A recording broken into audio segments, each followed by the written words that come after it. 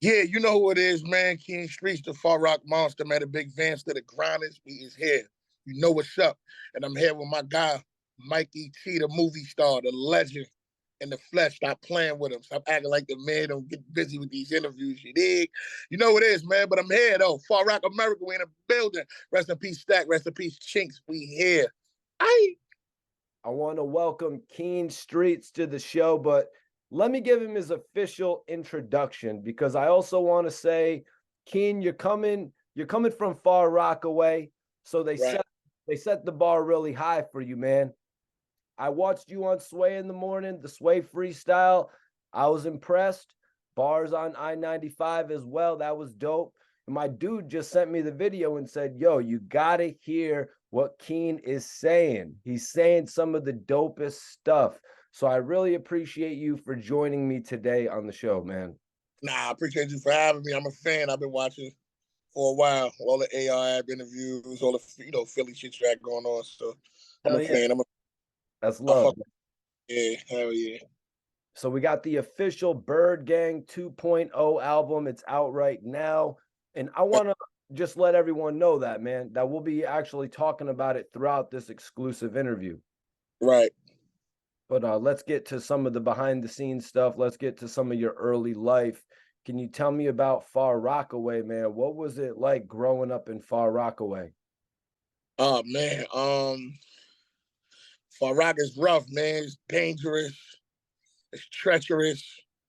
It's wild. You know what I'm saying? So if you can make it through whatever you've been through with here, man, you can make it anywhere, man. You know what I mean? So you hear all the, like we like off the grid, off the map a little bit. So we're not like on the front line, like, but all the wild shit you see in Philly, all that shit happened in here for years. Like, you know what I'm saying? It's just that we wasn't, you know what I mean? Like on the map like that as far as like the world though. Like, you know what I'm saying? But Far Rock is rough, man. You know, the land of the hustlers. You know what I'm saying? You got, get your money, you grind, you know what I mean? You try to stay as safe as possible, make it in that night to your kids. You know what I'm saying? You mind your business. That's first and foremost.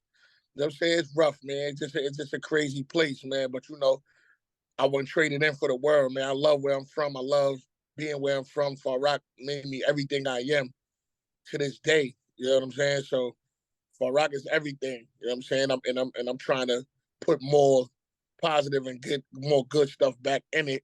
And, change the narrative on how we are. If you come out here and you ask somebody like or whatever about Far Rock or whatever, they're gonna be like, oh nah, them niggas is crazy. Like, so you know what I'm saying? But I'm just trying to, change it up and put some good stuff in here for the youth and you know what I mean, put some stuff here for them to change so they don't have to repeat the cycle of what's been going on all these other years. Which one are you from? Red Fern or are you Edgemere? Now I'm from Hamels Projects, 84th side. I'm saying my projects run from 81st to 86. You know what I'm saying? Like, but it's a little further down as far as like stores and stuff. But as far as the block of my projects, yeah, I'm from Hamels though. That's what's up, man. Can you tell us about the lobbies that you like to play dice in? Give the people a little bit of the rundown of the lobbies. I mean, my hood is known for gambling. If you ever been to my hood, it's like a casino. It's dice games every day. My niggas gamble every day. Whether it don't matter where it's at. Niggas is gambling at baby showers. Niggas rolling dice and niggas baby showers. If you know about my hood, you know. If you know, you know. Like, if I ever brought you out here or you ever been here, you know, niggas gamble all day, man. Like I said, it's just niggas hustle and gamble and you know what I mean, all day. That's all you gonna see. I come from like a hood of hustlers, so that's all you see. Niggas make money to go gamble. Like, we gonna make some money today. Niggas play dice all day. It don't matter if it's the lobby, the park, under the store, a motherfucking baby shower, in any event, niggas is finding a reason again. Let's go outside, niggas. Let's go out back. What you got? So I just, I come from that, man. I come from just surrounded I always grew up under hustlers and money getters, you know what I mean, and real guys. So that sums that up with the whole, I'm in the lobby. You know what I mean? You walk in any lobby in my hood, you might definitely run into a dice game for sure. So, you know what I mean? If your money ain't right, don't even stop. How old were you when you first came outside?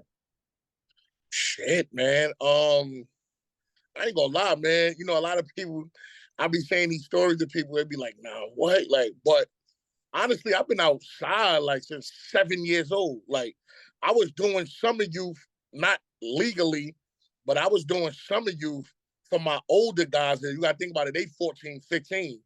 So I was helping them do their work with summer youth, and they used to pay me when they got paid. Like, you know what I'm saying? Like, when they got paid, that's when I used to get paid. You know what I mean? Like, you know, shout out to my guys, Rob, Animal, you know what I mean? All my older guys, I used to, you know, do that, you know what I mean? Help out and all that. But I was outside since a kid, like 7, 8 years old, really seeing when it wasn't cool. Every, you know, I see how everybody saying like, we outside. It wasn't cool to say we was outside back then. You know what I'm saying? So I was really like, I was really out there. I was really in the club dancing with niggas' mothers at 13. You know what I'm saying? The club. My older niggas sneaking the money in the bouncing hand. I'm getting in there. You know what I'm saying? Like, I was really like outside. Like, that was me. Where did you go to school?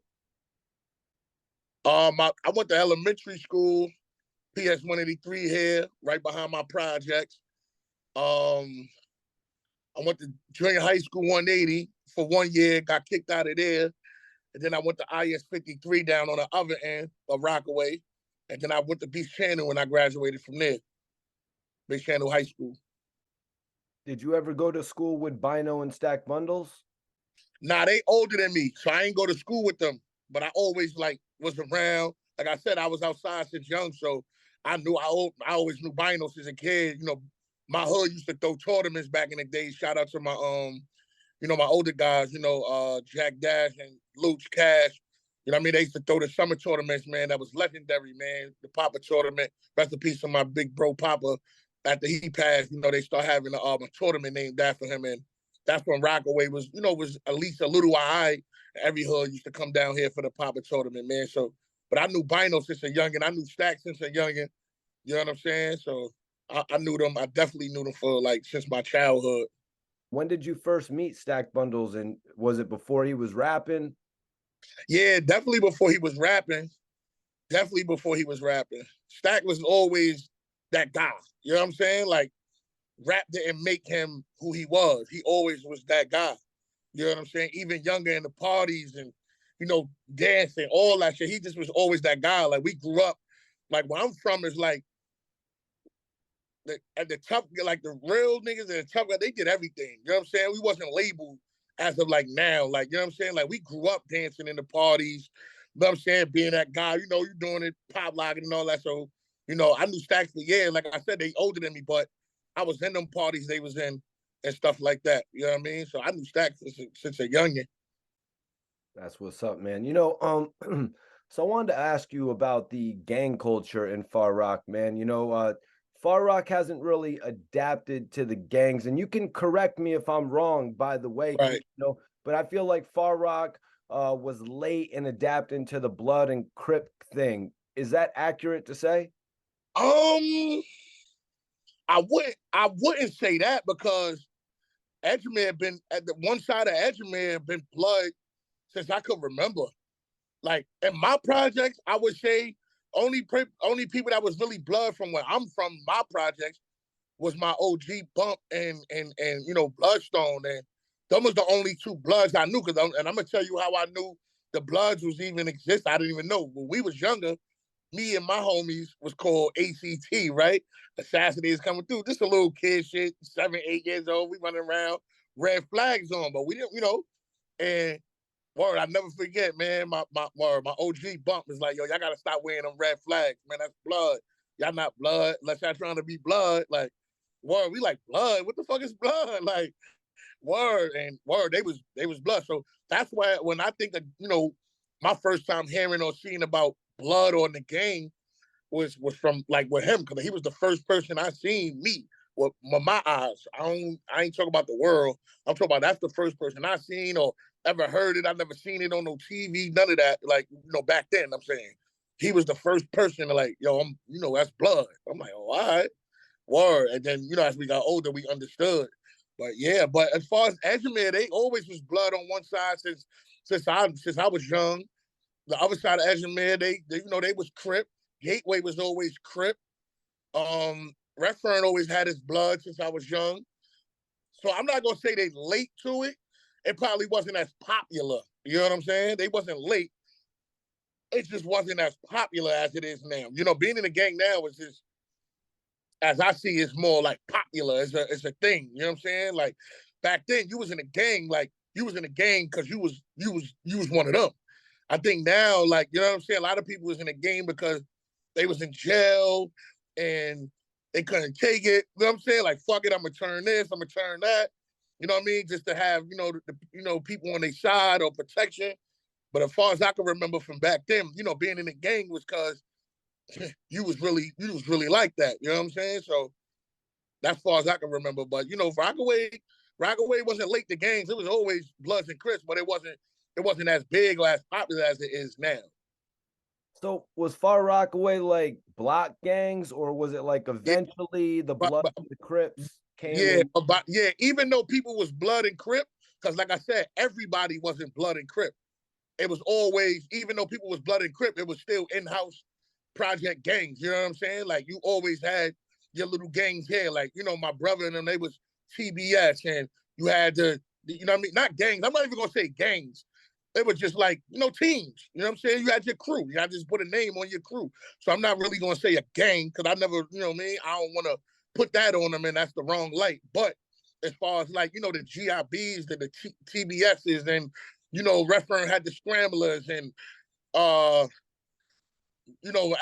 just going off everything I know. Edgemere had the regulators, and then they had the other side. They had old head, rest in peace to old head. They had old head, and this is my era. You know what I'm saying? And yeah, like it was a lot of little gangs, and it's more than that. It's just those off the top of the head I can remember. But it was always like project, project gangs, and like teams and or gangs, however you want to call it. I would say teams because it's just a group of friends just hanging out with each other, putting a name on it. So I wouldn't say a gang. So I would just say a team.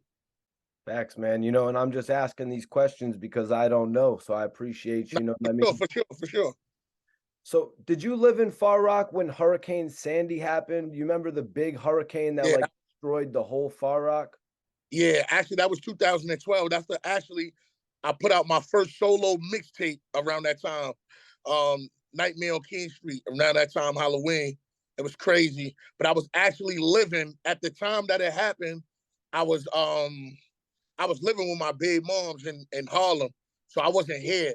You know what I'm saying? But I wasn't like in my crib in Far Rock at the time. I was living with my baby moms up there and all of that. So I ain't, get to really feel the wrath that my homies felt and all of that because it didn't really hit up there, hit Rockaway crazy. Yeah, was any of your family affected by that, man? And there was a ton of looting going on. It was Yeah, crazy. yeah. A lot of people I knew lost their cars. I remember my homies was sending me videos of sharks in the lobby, word fishes and sharks in the lobby. Niggas' cars was up against the fucking project. I know a lot of people who lost cars, and stuff like that. A lot of people, I know with my mom's, I remember, because the lights and stuff was off. So a lot of people, food would spoil you. You know what I mean? Stuff like that. So, I mean? I think a lot of people took losses in some kind of way. A lot of people lost cars, like I said.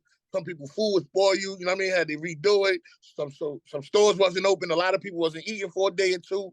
You know what I mean? So it was kind of crazy from, you know what I mean? That from what I seen and what I was getting. What do you know about the rap group from Far Rock, the Starting Five, the group that eventually turned into Far Rockaway Riot Squad? I heard about they were starting five at first. I heard about that. I don't know. It wasn't like popular from my understanding. I don't know how, you know what I mean? But from my understanding, was that popular? The Riot Squad definitely. You know what I'm saying? Shout out to Cole, Bino, rest in peace, Stack and Chinx. You know what I'm saying? Like, like the Riot Squad, that's gonna be forever a Far Rockaway stamp, regardless. You know what I'm saying? Bino still holding it down. Core, you know what I mean? Core be kind of like in and out of it, but he still get busy and stuff like that. But Bino really like, you know what I mean, be holding that staple down. Shout out to Bino, man. That's bro. He a good, great individual, man. So, but Riot Squad is stamped, man. It's they was the group to put the light on Far Rockaway how it is. You know what I mean? For us to, for the world to even know Stack Bundles and Chinx, that they was the forefront of that. You know what I'm saying? Like to put it on the map. You know what I'm saying? They repping that Rockaway Ride. Niggas like, what? Yeah, it's for Far Rock. You know, Stack niggas was heavy with the Far Rock. So they was repping it so good, man. It's so crazy. Is that, you know what I mean? They definitely the forefront of that. You know what I mean? Riot Squad, man. So it's like they definitely is that, you know what I mean, that staple in Rockaway to put it on the map for sure. When did you start to think that rap could be something that you could do, or were you already rapping at that point? When they was when Staggin was living, I was rapping, but I was just like street rapping. You know what I mean? Running around, I was battling people. You know what I mean? You know how I go. Get your name up. I was on the get your name up kind of grind back then. I was young, so you know, as I grew older, and you know, seeing something with it, you know, niggas like Keen Nice, and I seen every time somebody would come out here and say they rap, my phone, you know what I mean, my phone would ring or my door get knocked on. Yo, come downstairs, niggas. So I'm like, damn, I'm that good, like you know what I'm saying. But I didn't know how to write songs and nothing back then. I remember when I couldn't even write a rap. I used to just freestyle. I really just sat here and you know what I mean, and formatted that myself and taught myself how to rap. But it took a few years. It took a few years for me to really like settle in. Like, yo, this is for me. This is what I'm gonna do, and you know what I mean. And I think I can make a living off this. You know what I mean? So it took some years. Can you tell me about your name and what was it that made you want to call yourself Keen Streetz? You know, this is something I ask a lot of rappers.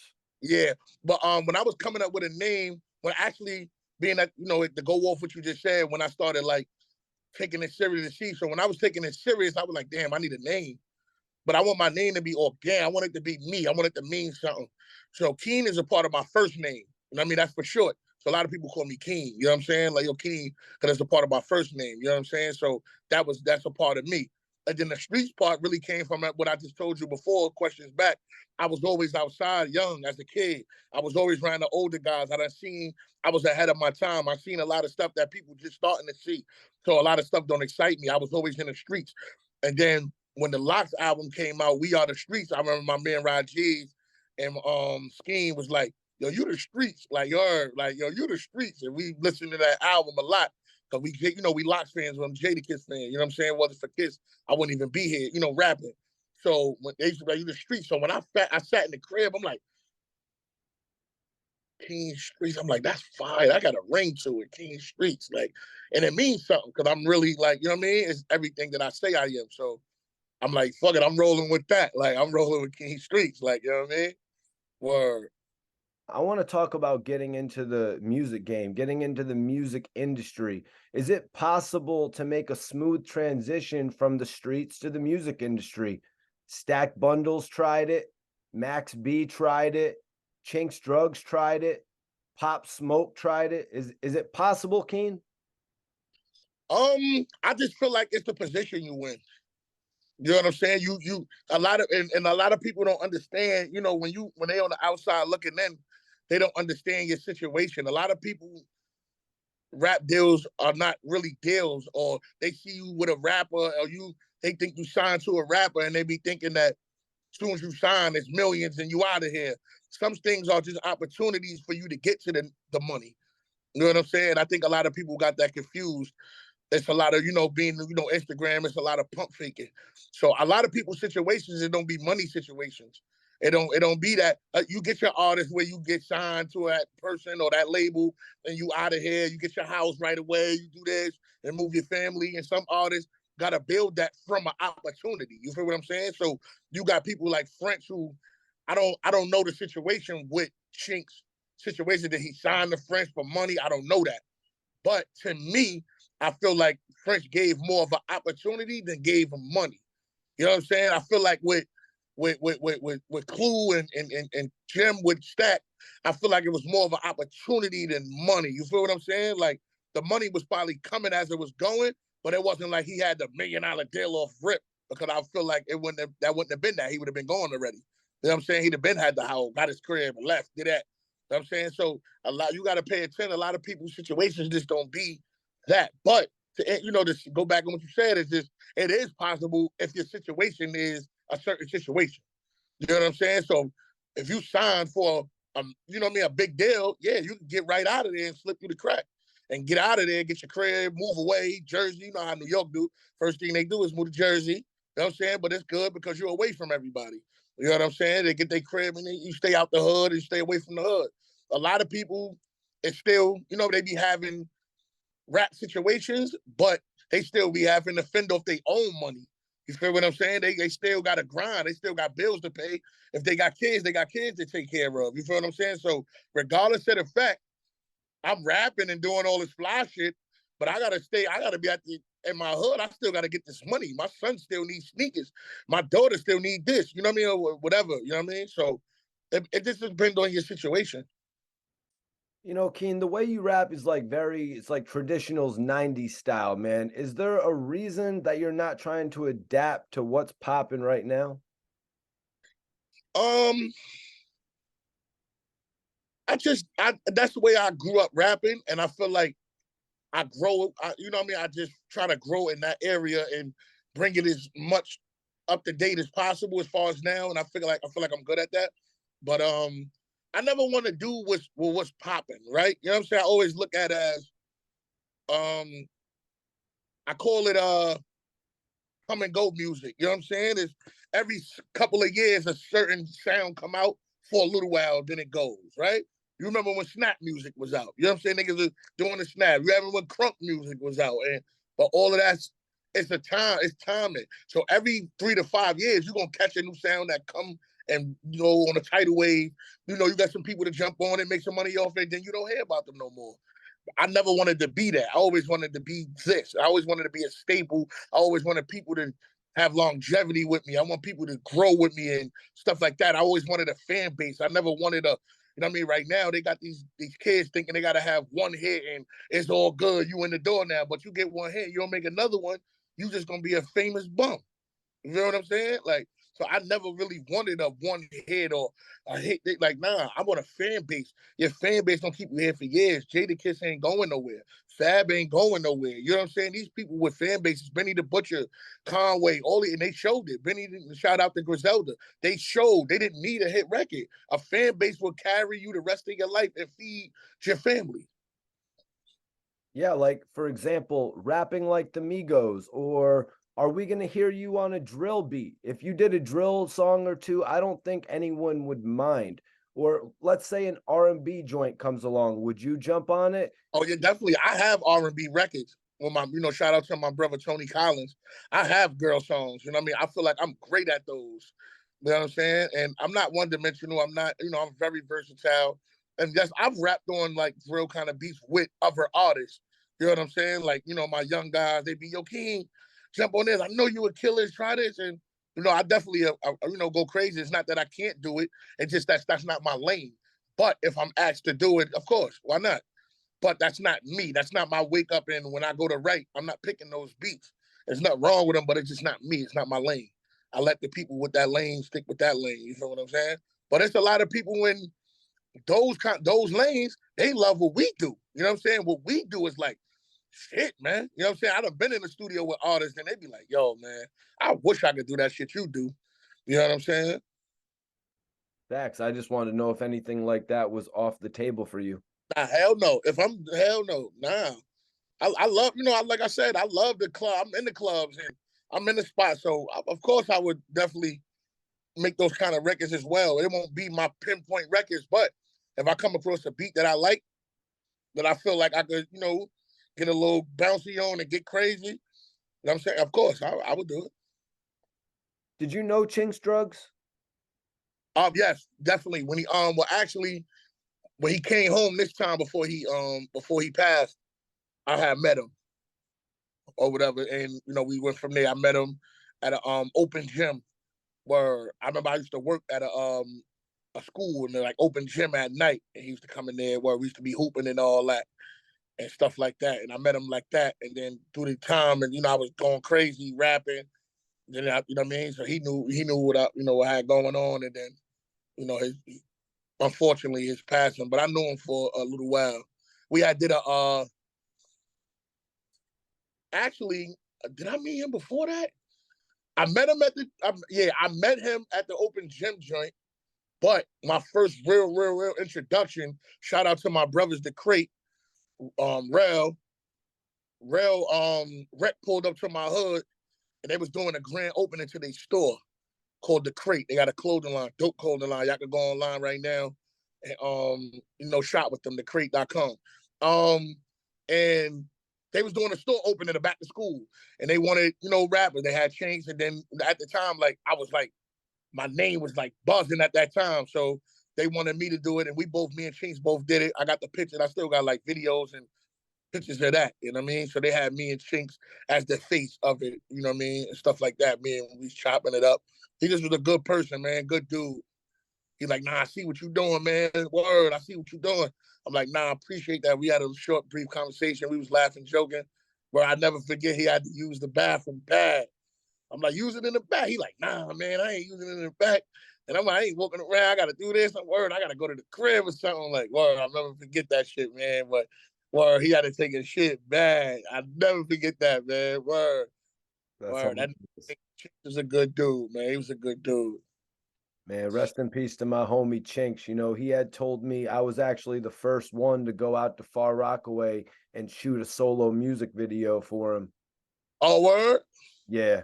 Oh, that's dope. That's dope. That's fire. Yeah. One of the guys that told us when we went into Far Rock that time, he was like, this is Far Rock.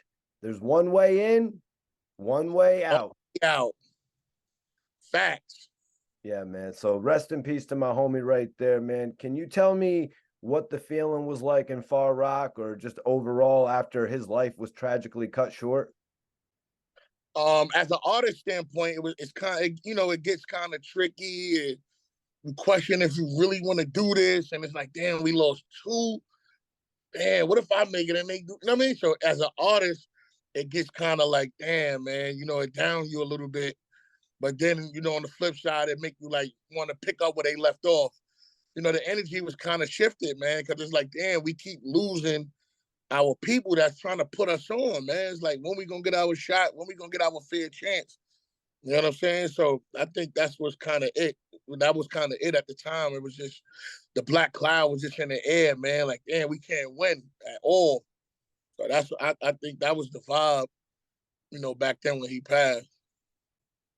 Yeah, I just want to say I'm glad that you did push on, my guy, because look at the position you are in now as your music continues to flourish, man. You're killing all these opening shows, man. You got the right things going for you, G. So I just want to send my salutes on that as well. Nah, appreciate that for sure. Man, Jim Jones is the hottest thing in New York City. He can literally sign anyone to Vamp Life, BYRDGANG. What was it about you that stood out to Jim Jones? Jim Jones said that he would put you up against anybody. Yeah, I just think it's the lyrical ability, the aggression, and how I approach my music. Even like with far as music and when I go on these shows and freestyle, I think he kind of pressed on like, damn, like how he put this shit together like that. You know what I mean? And he comes from that. So I kind of like probably gave him that refreshing feeling like, nah, this nigga is crazy. And stuff like that. And when he be, we don't be speaking on no like battle rap. So people be taking it as, what, we go battle rap? It's like, no, nigga, we talk about music. Like, you know what I mean? We talk about making, you know what I mean? Talking that talk on wax. So it's like, yeah, but it be feeling good when he, when he talk like that and back me like that, cause it make me go harder, like, cause I know I got a person that feel this kind of way about me. So that push my pen harder and go crazy. But that to have that, from Jim, he a legend, man. You know what I'm saying? No matter how people may view him, you see a lot of bull crap on the internet, but at the end of the day, the man is a legend. The man waited for his family to eat forever. The man wasn't even a rapper when it started. The man was just Cam security running him around and helping with him with videos and being a friend to Cam. You know what I'm saying? Like for him to be right now, probably, the biggest Dipset artist right now as we speak. So it's like, it's amazing, man. And then I'm from Far Rock. He had Stack. He from Far Rock. So the connection is just there, man. So that made me go hard every night in the studio. Can you tell me about how you originally linked with Jim Jones?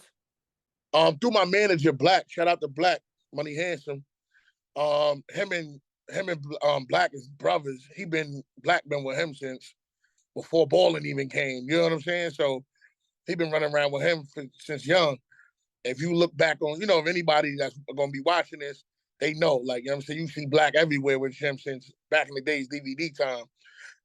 And I had Black used to write me on the gram. We connected to the gram through my freestyles. I used to do the freestyles in the phone. That's back when the gram had like 15, 30 seconds. And I used to be going crazy. Then, I met him, I connected through there. And he used to be like, yo, man, I wanna rock with you. And I used to see what he was doing, you know what I'm saying? Because he had an artist at the time.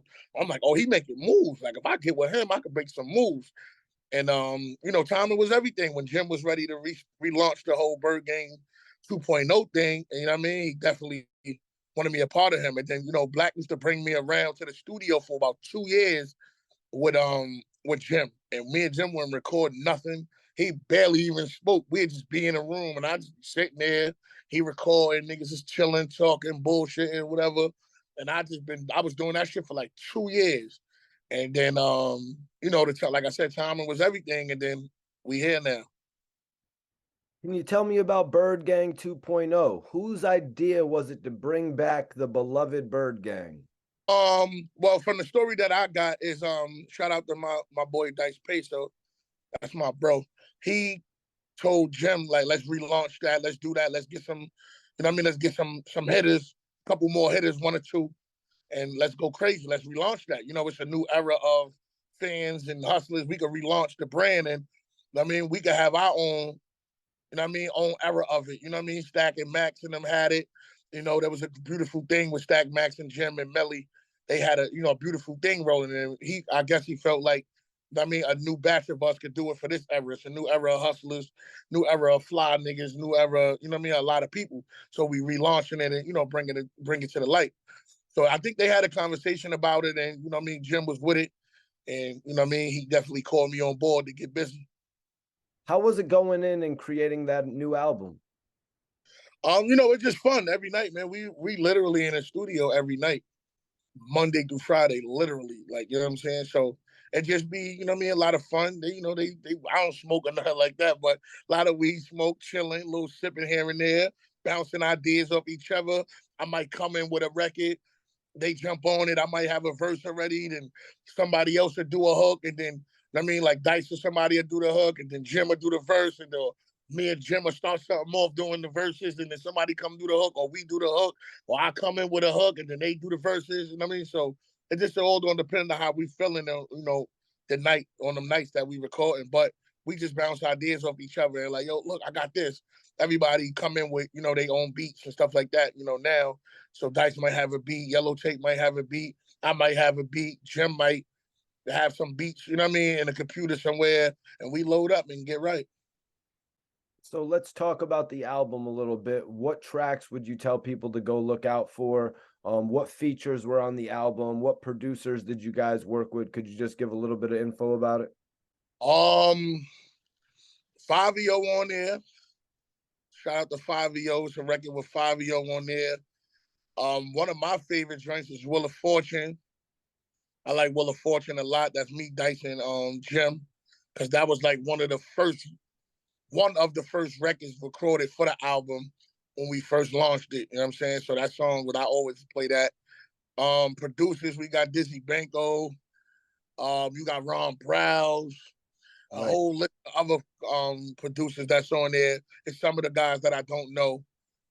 Those are just like two off the head that I can remember. It was dope to see Jim Jones reconnect with Ron Browse after they had made Pop Champagne together.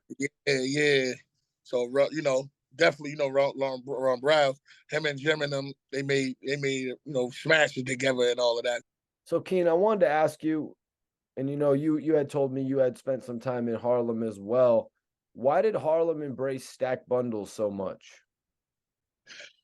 Stack had a different kind of swag. Way he dressed, you know what I'm saying? Especially, back that time.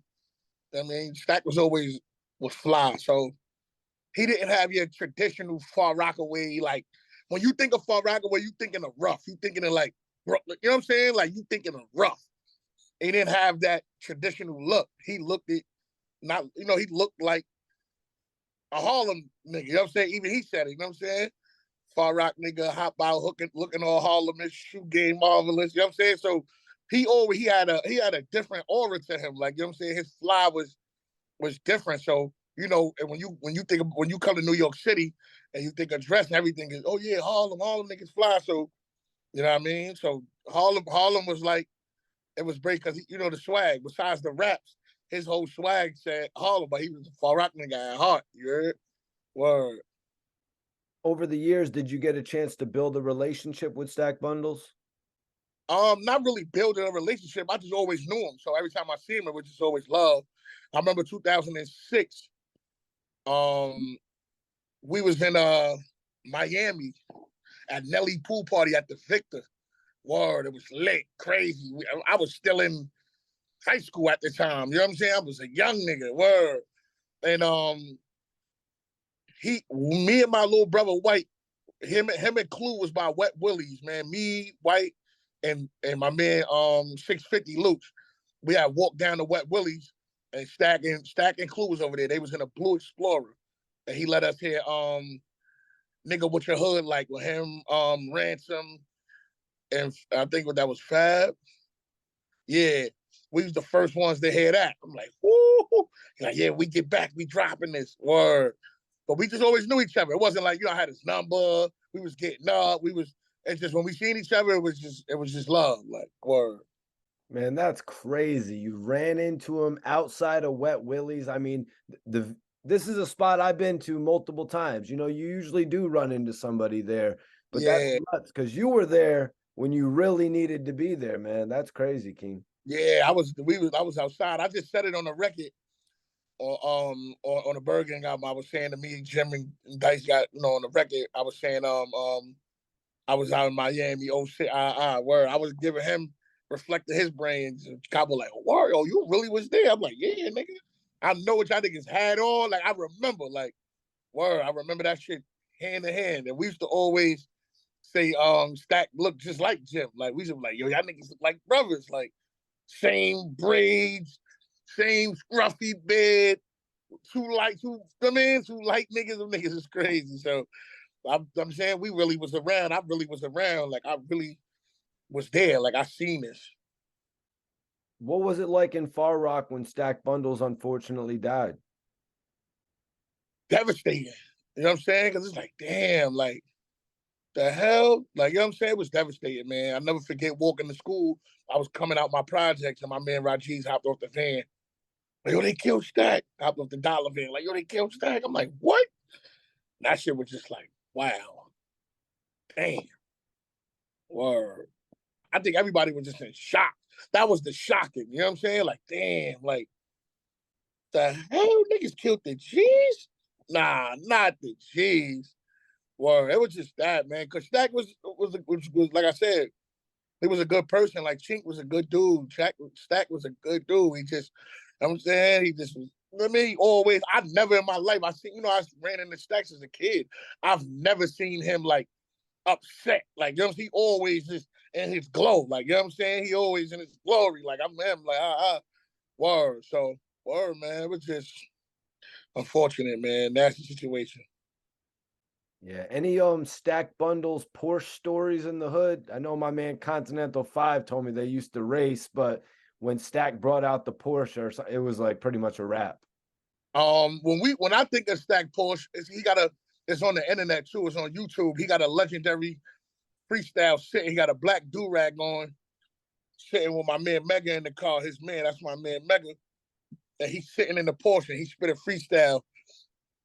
That's actually at by the corner store of my hood. So I was gonna ask you top 5 queens, but I just want to ask you, what is your top 5 overall rappers in the game?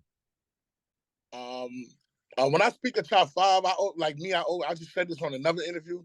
When I say top 5, I be doing like different things. I say like I probably got my favorite performer or who I admire. So, but no, number one always is Kiss. Kiss top 5. You got, you got Fab, DMX,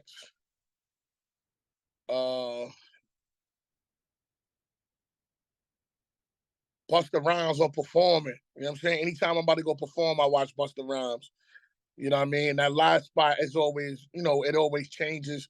So I always try to put a new person that I'm a fan of, and I always put Meek in that spot.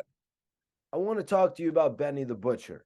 Benny the Butcher claimed on his new song with Lil Wayne, Big Dog, he's the king of New York. And I had told Benny the Butcher to his face, you're the greatest rapper right now. What do you think of Benny taking the crown as the king of New York? You can't. How could you blame him for saying it though? They brought back a sound that we thought was dead. You feel what I'm saying? So of course he could feel himself. I would never knock him for feeling himself. Because if I made a living off a sound that the original hip hop and the boom bap, and you know what I'm saying, if I'm making a living off it, millions of dollars, and we brought back people looking at that jump, that lane, I would be saying it too. So I ain't knocking him. Shit. It's better off him saying it than somebody else just saying it because they feel like they nice. He actually have reason why. So I'm not knocking that. Shout out to Benny, man. I rock with Benny. I think Benny is dope. I think Benny fire. Word. Let's get that record too, nigga. Let's get it. But yeah, I think Benny is fire, man. And he said what he said, man. At the end of the day, shit, if I was in that position, I would have said it too. Do you know Benny the Butcher, and how do you feel about Griselda's come up? I met Benny once. Once. I met Benny once. They had a listening joint in the city. I was invited to go. My man Bono, Top Grease on the gram, BSL. Well, he hit me on the gram. We talk not every day, but we talk often through text. And he invited me out. Like, yo, pull up, man, da da da. And I met Benny or whatever. We shook hands, da da da, and all that. I respect their movement, man, as a whole, man. Like I said, they gave niggas that can really rap some hope. You can't deny that. They gave niggas that extra, that breath, like, oh, I bet, I think we got a little shot. You know what I'm saying? And they kind of showed that you know what I mean? Like, you don't have to make young music or trendy music to actually feed your family off music. You know what I'm saying? So I respect their whole movement. Shout out to West Side Gun, Conway, Benny, shout out to 38 Special. Shout out all of them, man. Them guys came and kicked a whole another door down that we thought wouldn't even be good again. Did you expect Benny the Butcher and them dudes from Griselda from up in Albany and in Buffalo, Rochester, the whole upstate New York to take over? Were you taken by surprise by it, or had you already heard them making noise? No, actually, I never heard them before it got like popular. I didn't know they was up there doing what they was doing. I didn't know their story. But I remember one day, I think I was on the gram or I was watching YouTube and it popped up. I don't know. Somebody put me on. No. I'm lying. I don't want to get it. I know it was something. Shout out to my man Flea Lord. I remember my older dudes from my hood was like, yo, Flea running with Griselda, Flea from my building. You know what I'm saying? He's from downstairs on the second floor. He's like, yo, Flea running with Griselda. I'm like, who Griselda? Like, why is y'all so excited about him running with Griselda? I never had heard of him. I'm like, who is that? So then I started, looking up to him. I was on YouTube one day. I'm like, oh, these niggas is nice. And then I started hearing about them more. Then I started bumping them. I remember the first song I ever heard from Benny was Rubber Bands and Weight. I'm like, oh, now this nigga talking. And I was just like, everybody I could get around that like rap, I was playing. Like, I heard this nigga? Nah, who that? Benny the Butcher. This nigga nice. Then I got on to them. But yeah, they dope, man. I rock with them. Who are some other people that you would like to work with? Artists, rappers, or even producers? As far as artists, definitely Benny, Conway, that whole wave, 38. I would definitely like to work with Fab. Definitely, Kiss. Kiss is the big dog to me, man. He the reason why I'm even here rapping. I always wanted to do a song with DMX, rest in peace, man, even though that won't be able to happen, unfortunately. Producer wise, man, I want to work with, all the producers that I grew up listening to. You know what I'm saying? I definitely want to work with Swiss Beats. I definitely want to work with Timberland. I want to get in there with Trey on that higher level. Definitely on, work with Alchemist and Havoc and all these people. Hell yeah. Hell yeah. Right now, I'm actually working with heat makers. I'm doing a whole album with heat makers. Shout out to my man Arsonist. Can you tell me about recording at Empire and, what has it been like dealing with that label? I'm recording that Empire, man. It's like how them stories used to go back with Jay and them with what's that studio? What's that rock? Yeah, Baseline. So, we've got a bunch of artists in there, man. They hungry. We getting in there. Yo, who recording? All right, bet. Yo, are you done? All right, we in there. Boom.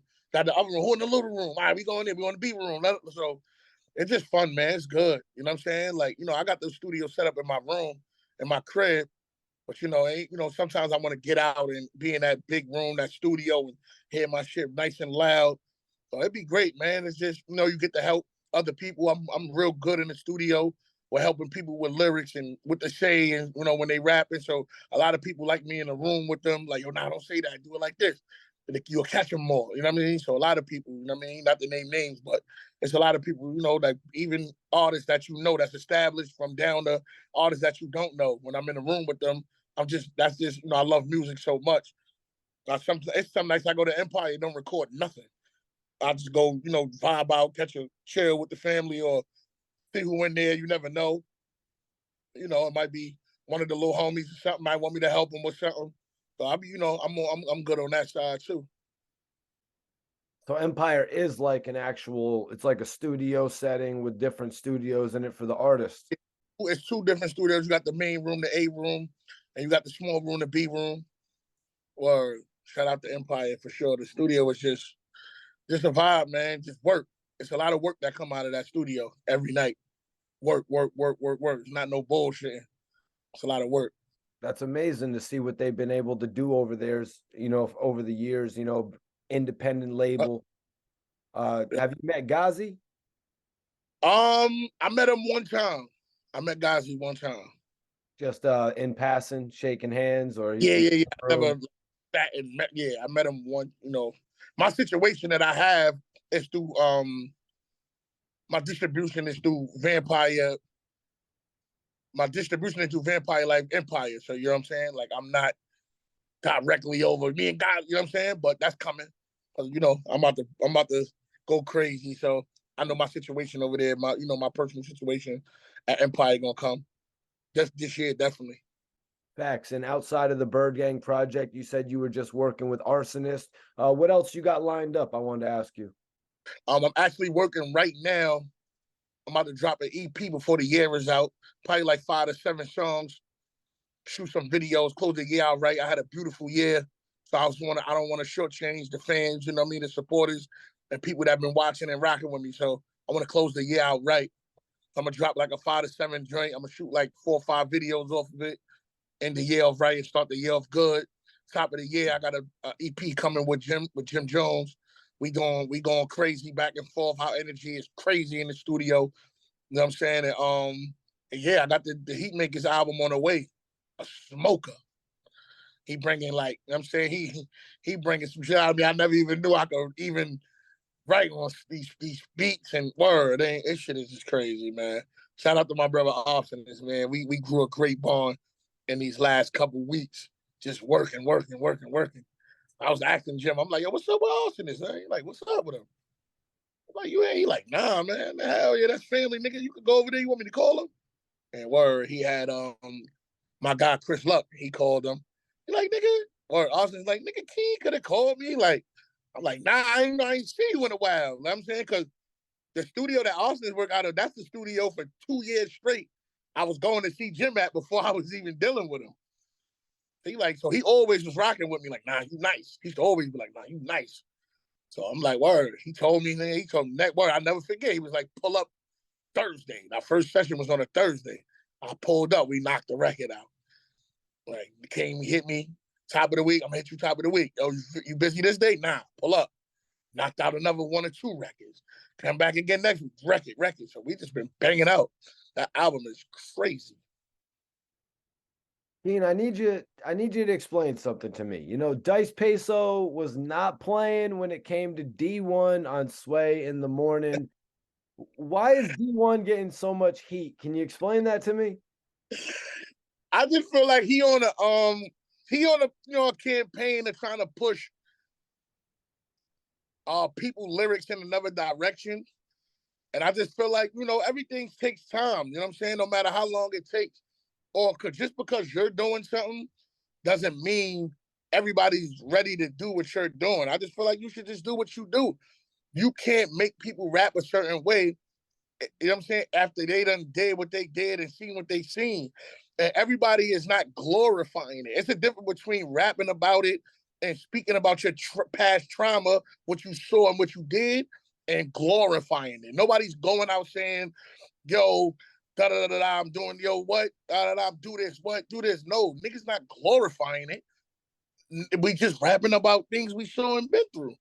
So I just think he just going a little hard about what he believe in, but it's like, you do what you do. You know what I'm saying? I said it when we was even on Sway. I'm like, you know what I mean? You do what you do. I don't think you got to call out people's names.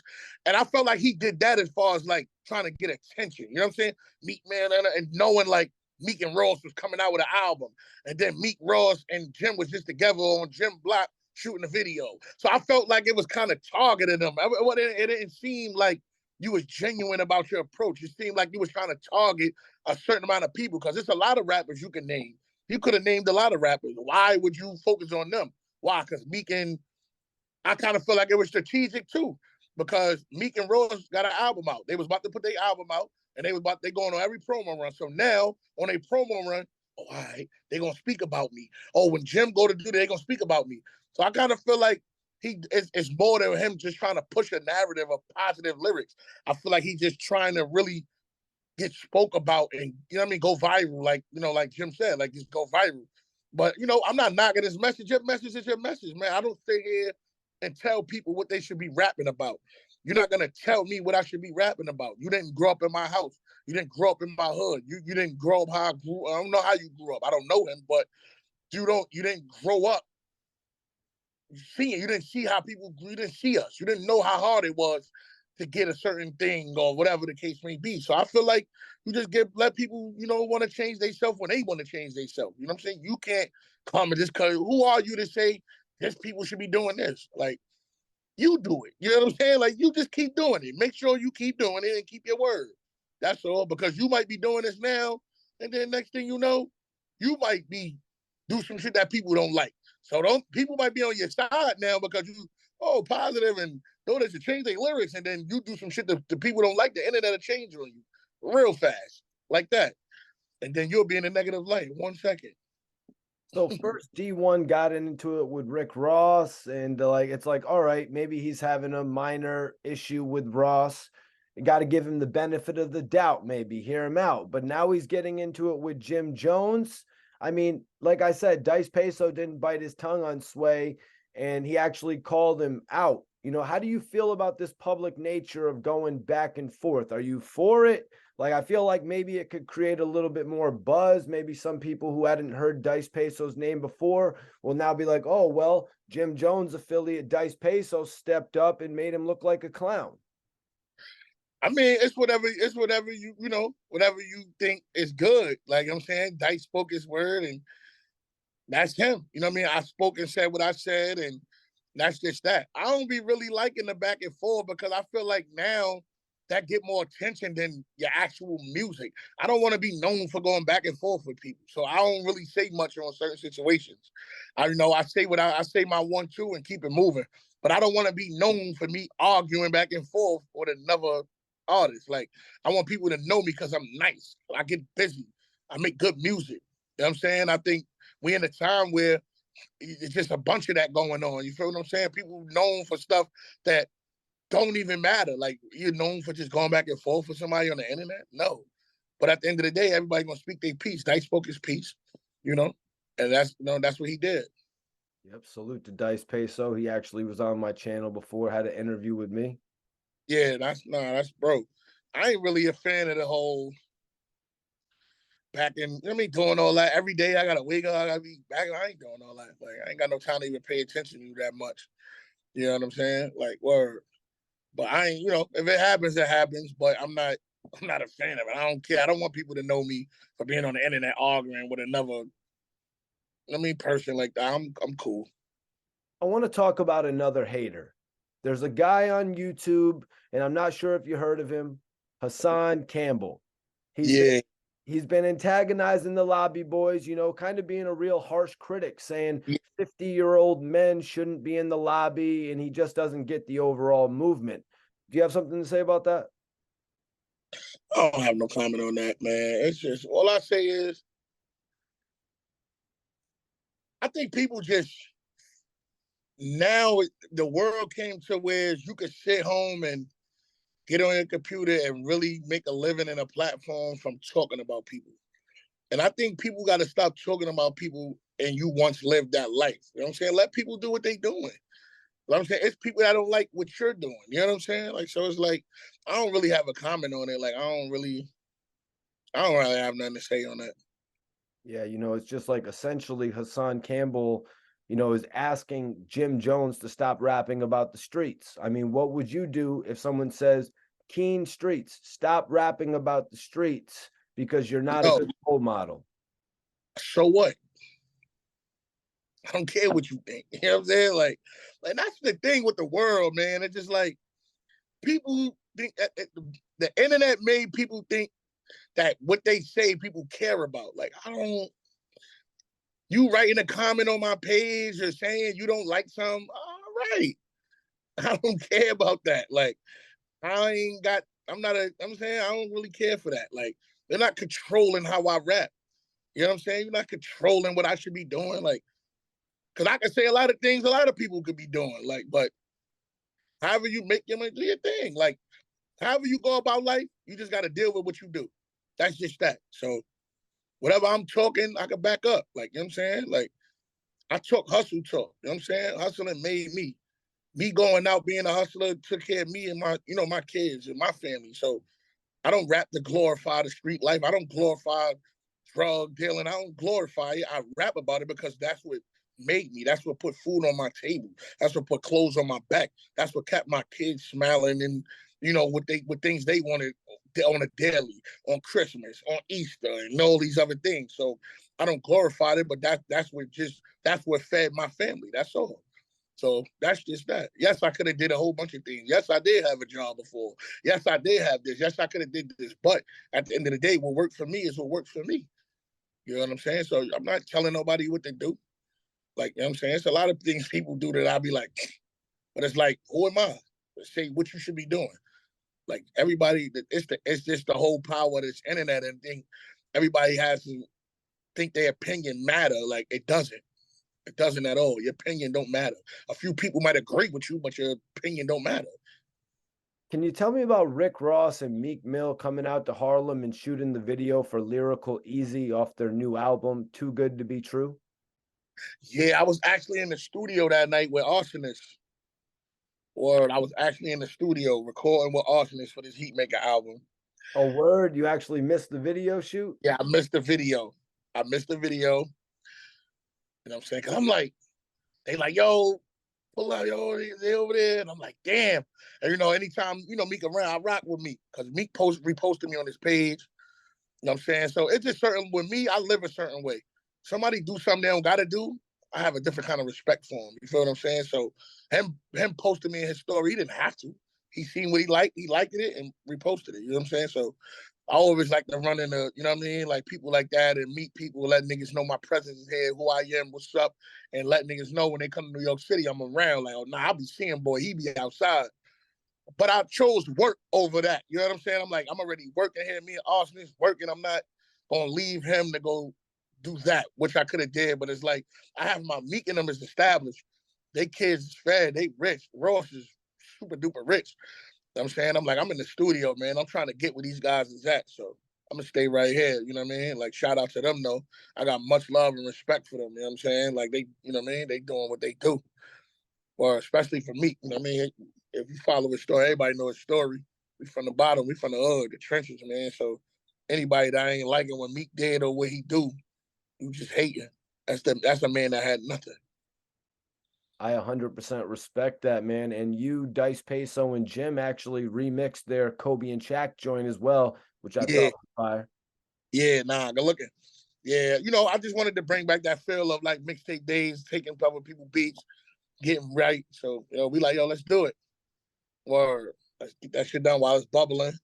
While they play theirs, they can play our version when they play theirs, the radio, get some little spins, get a video shot real quick. So, And I respect it. You know, you stayed in and you worked, and you know, that had to be karma working with you, because you were actually in the club with Ross and all them for the album release party for Too Good to Be True. I mean, what was it like getting that Ricky Rose cosign? um, it was, you know, you look, me being you know, Chevy boy. You know what I mean? I always had a little respect for Ross, man. You know what I'm Yeah, saying? play So a factor in it. Facts. yeah, Shout out yeah, to yeah. You know, I'm a fan of the, you know, the Biggie and the Rosses. You know, you know, my chubby crew. You know what I'm saying? The Fat Boys.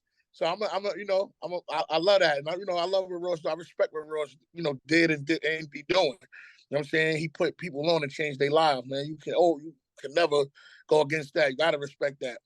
And he's just a good dude. He's genuine, man. We's in the club. We rocking out. Me, him, Jim, and us. We rocking out, man. Dice, you know, my man Neat Bucks was in the building. My son Chase Freddie. We was in there rocking, man. And we talking, laughing and joking. And, you know, I pull the phone out. Yeah, you know what I mean? Like, word. But before the phone thing, like really with the phone thing, I don't really be caring. You know what I'm saying? Like I'm just like really opening up to even like doing all that with rappers and stuff like that. You know what I'm saying? Like I felt like that was my downfall coming in. Like, damn, I gotta be a little bit more social and stuff like that. And I mean, and especially I only do it when the artist is comfortable. I don't just be pulling my phone out in front of the artist. I don't like that. So when you know what I mean, we spoke before I even pulled my, you know what I mean? So that made me comfortable to, you know what I'm saying? So he like, yeah, nigga, let's go. You know what I'm saying? He like, let's go, nigga, word. So he, you know what I mean? Did that, he embraced me. Word. But you know, Ross is a good dude. This is a point of the interview where you got to pick one. I'm going to list you two things. You got to pick one. I guess you can hit me with a bolt if you want. You know, Benmy hit me with a bolt for one, but you can do what you want, man. You know what I'm saying? You're keen streets. So you got to Right. pick one.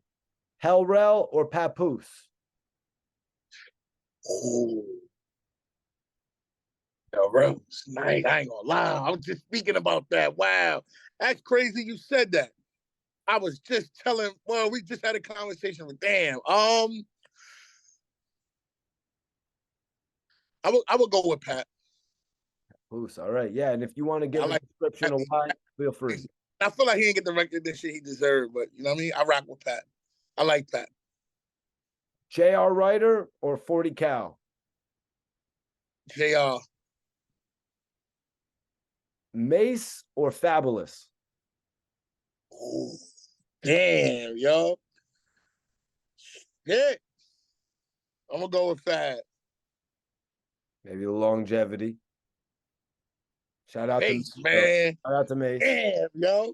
It's the That only. nigga Mace is woohoo. He's a cool ass I'm going dude. back, but I grew up like more of a Fab fan. So, but that nigga Mace is nice, man.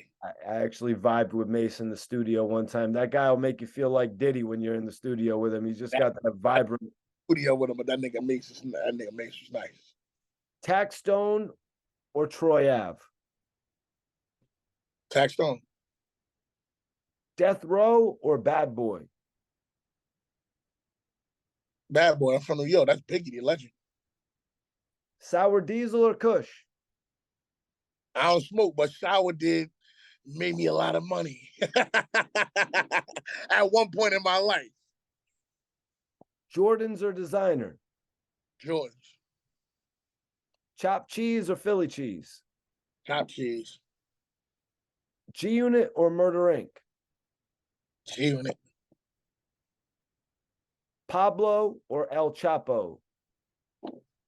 El Chapo. Rick Ross the rapper or Meek Mill? Me. Get Rich or Die Trying the movie or 8 Mile? Ooh, damn. I would say 8 Mile because of the battles. That was a great answer, man. You know what I mean? Obviously, nothing has topped the Compton movie, but Yeah. 8 Mile was probably the 8 second Mile was done hip hop movie. Get Rich or Die Trying was word. But 8 Mile was that, were the battles and all that. Yeah. Tupac All Eyes on Me movie or the Biggie Notorious movie? Biggie Notorious. Henny or vodka? I don't drink, but Henny is most popular one in the hood.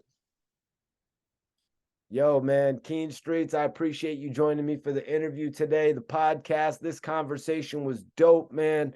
And yo, if there's anything you want to leave the people with, everybody can check out Bird Gang 2.0, the album out right now. He's got a bunch of upcoming projects as well, as he said, joint with Arsonist from the Heatmakers coming up. But Keen Streetz, anything you want to leave the people with, G's? Oh man, follow me on the gram at King Streetz _ KEENSTREETZ _ Go subscribe to my YouTube. I got some new videos, new content dropping. King Streetz TV. Make sure y'all go subscribe to that. And listen, man, go get that album, BYRDGANG 2.0. It's out right now. Make sure you go stream it. I got new music coming. Make sure y'all just follow me and see, follow the journey. Hope y'all all become fans when y'all see this. Let's get busy. Shout out to my man Mikey T, man. Hell yeah, man. And your back catalog, Spotify, Apple Music. Follow the Spotify, go Apple, wherever you listen to your music at on the daily, I'm on there. Keen Streetz, man. I appreciate this conversation. Nah, I appreciate you for having me.